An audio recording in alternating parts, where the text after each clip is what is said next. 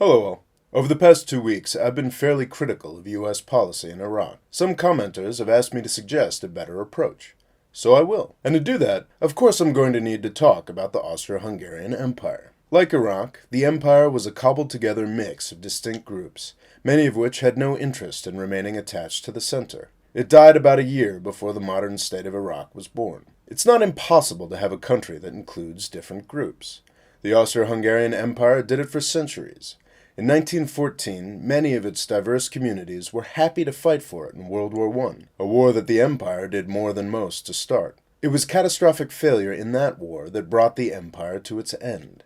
By October 1918, Austria-Hungary's different peoples had had enough, and they had the institutions they needed to go their own way. Iraq has reached that point. Its Shia-dominated central government has repeatedly failed to treat its Kurdish and Sunni minorities fairly. Iraq has failed. The Kurds are in good shape because they have been able to build their own government over the past 24 years.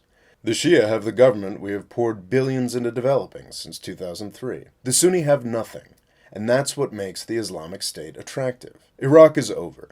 Until we acknowledge this simple fact, any action we take in Sunni areas on behalf of the Shia and the Kurds adds fuel to a sectarian civil war and helps the Islamic State more than anybody else. As soon as we acknowledge that Iraq will be divided, the Sunni population will be as eager to be done with the foreign nutjobs as the rest of us. The idea of Iraq once had real power. In the 1980s, Sunni and Shia Iraqis fought together against Iran. And as recently as 2007, people saw real value in the Iraqi state. But too much has happened. Those that fought for Austria-Hungary in 1914 were eager builders of their own countries by 1918. We can't put the sectarian genie back in the bottle. There has been too much death. In 2015, a united Iraq makes about as much sense as a united Austro-Hungarian Empire does. Acknowledging this fact is the only way forward. Thanks for watching. Please subscribe. And if you want to help me make these videos, please click on the Patreon link here to find out how.